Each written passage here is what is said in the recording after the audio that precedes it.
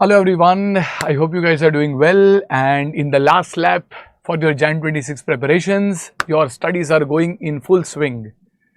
So today we are going to talk about two of the most scoring papers in all of your CA final, and specifically in your group 1, the two papers that is going to kind of help you cross your aggregate by a huge margin. This is about FR and AFM and how and what should we do in these last 30-35 days that we have to ensure that we lock in the 70 plus score that we are definitely aiming for in these two papers. And truth be told, if you see the last few attempts, there have been umpteen students who have crossed this barrier quite easily. And what are the things that were common in these students? Have tried to kind of outline these four quick and important points, and I would want you to religiously follow each of them, especially in the run up to your exams. Okay, so first of all, well, focused revision. Usually we always focus a lot on exhaustive coverage, and if you have done that, nothing like it, but the time for exhaustive coverage is now done. In the last 30-35 days, you don't sit and cover everything that is there, because if you do that, well, you're not really focused in your overall preparation. So if you have studied everything, or if you have not, at this point you should channelize your energy on focusing and revising in the time that you have things which have the highest probability of making it into the main exam, and thereby touching the surface of more important areas. What do we do? Well, you have important concepts and you have important LDR questions that we have also shared from wherever you have taken. You would have the important last day revision questions either shared by the faculty or prepared by you. Ensure that you double down on the focus over there. Something like financial instruments, something like business combination, there will be a lot of questions over there regarding, let us say, understanding what business is, what understanding control is, what a financial instrument is, for example. These questions rarely make it to the main exam. In fact, questions like the full-fledged questions of business combination or questions like the compound financial instruments are more likely to make it to the exam, and hence if you have limited time, let's say a few days to revise FR, a few days to revise AFM, kind of focus your revision on areas which you believe and have been shared by your faculty have the maximum probability of coming. So channelize your efforts properly. Second, you will try to, especially this is true for AFM, mark the questions or adjustments which you want to do on the last 1.5 days. In FR, I would strongly recommend that you dedicate at least 5 to 6 days. I mean, 5 is a bare minimum. I would say 6 days. More than that, anything is a bonus. But you dedicate more time. It is your first paper. It sets the tone for everything. And with 6 days under your a pocket, you will definitely be able to cover almost the entire course. So that is not as big a problem in FR, but in AFM, because you have just 1.5 days to narrow down so much of questions and content in 1.5 days becomes intimidating. Almost every student that you will speak to who are your seniors will tell you that they got bogged down when they started in their 1.5 days for AFM, because I mean, you're habituated to study and revise everything. Now to complete everything in 1.5 days, and hopefully after your FR paper going good, if it does not go well, some of the time you might kind of get back into the momentum, but you need to have a clear dictionary, a clear marking that these are the questions, these are the adjustments. More so, there are certain questions where there is just 1 or 2 good adjustments. Ensure that when you're revising for the last time, take a different color highlighter. Don't use that highlighter that you have scribbled around the entire book, and highlight those adjustments, the impact in the question, a similar impact in the solution, and ensure in the last 1.5 days just focus on that. Both in FR and AFM, theory plays a very small role, but it does play a role. Like more so in AFM, there will be, let's say, 10 plus marks from theory, 10 to 15 marks in FR, maybe around 4 to 6 marks on topics like technology, ethics, or topics like securitization, etc. Don't at this point leave them, because theory, the later you do, the more the recollect. So as of now, just try to spend some time in touching upon the theory, because you are certainly going to get questions on that, and the more you recollect, the better it is. So ensure you do that. Third is writing practice. Now you can't get 70 and 80 if you write 60 marks of the paper, right? And when you sit to write the paper, it is easier said than done, and this is true more for FR than it is for AFM, because it is your first paper.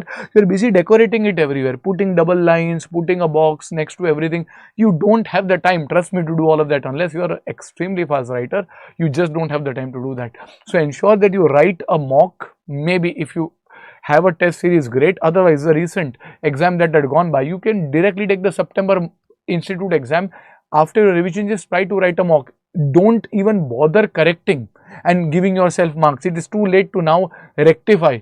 But you see, how do you plan time? The objective of a mock now, and that is why I say you write the institute mock if possible, is you time yourself. At this point, if you give yourself marks, it is useless, because now you don't have as much time to rectify. Even if you're writing something in December, you don't have time to rectify or change anything. So what is done is done. You have to kind of be the best in that. But as you say in cricket, you have to play those 50 overs. You have to complete the entire innings, and it is easier said than done. I left 20 marks of my paper when I wrote FR, and now these are words of wisdom by, I mean, I've kind of bled myself, and I've seen so many students suffering in FR, specifically more than AFM, in completing the paper. So ensure that you don't give away those easy marks to the institute because you have not planned your time properly. So ensure you write a paper.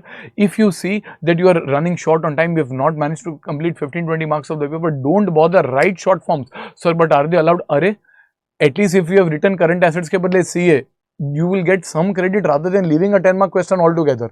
So you know from the point one that I know my paper is not going to get over. It is fine if I use short forms. It is fine if I do workings in brackets rather than preparing working notes. This is not something you learn in the exam. You learn something like that before the exam. And the last, and probably this is something that no one can quantify, but everyone agrees to be the most important thing, is your mindset in these last 30 days. These are going to test you to the core. I will not mince my words and say that no, this will be manageable. It will not. It will test you to the core, but this is a point where you have to have that winner's attitude. You have to say that I will give my best. The result is not in my control, but the efforts are. So I will keep on giving my efforts. I will not try to think too much that I will get a rank, I will clear in the first attempt, I will clear this group, I will get 90 plus. Don't think of that. If it had to be, it will come. Your thinking is not going to get that. You control the process, you control the efforts, you control what you can do. Result, let the institute spend its time in giving you the marks. And let us hope the institute gives you the marks in a fair way, but nevertheless that is beyond your control. Thinking about all of that at this point and thinking and saying that I will score this much, okay, that is not going to, that is going to put additional pressure on you. At this point you have to manage pressure really well, because if you say that I want to score let's say an obnoxious number, you are putting pressure on yourself. Deep within you are telling that there is a sound that is telling you that I want to achieve it, but pressurizing yourself that if not this then nothing, that is going to take you down. So ensure that whatever you have done, you polish it. When you go and write the paper, the examiner does not know how many revisions you have done. The examiner does not know how much you have left. The examiner just sees what is there in front of him. And as a result, you don't have to worry at this point, oh, I have not completed this much of the paper. This is the things that I did not do as well. The examiner does not know that. The examiner knows what you are writing. And your job is to remember and keep yourself calm that there is a huge paper, there are small questions, you have a big margin of error. You tell yourself that you have enough efforts that you have put in the past, and there is time still to cover that up, and you utilize every minute, every hour that you have and try to give your best. At this point, I mean, I would say that you will be doing only 3 things. You will be eating whatever is necessary for you to survive. You will be sleeping again as much as necessary for you to survive, but the remainder time you will give yourself fully towards the course.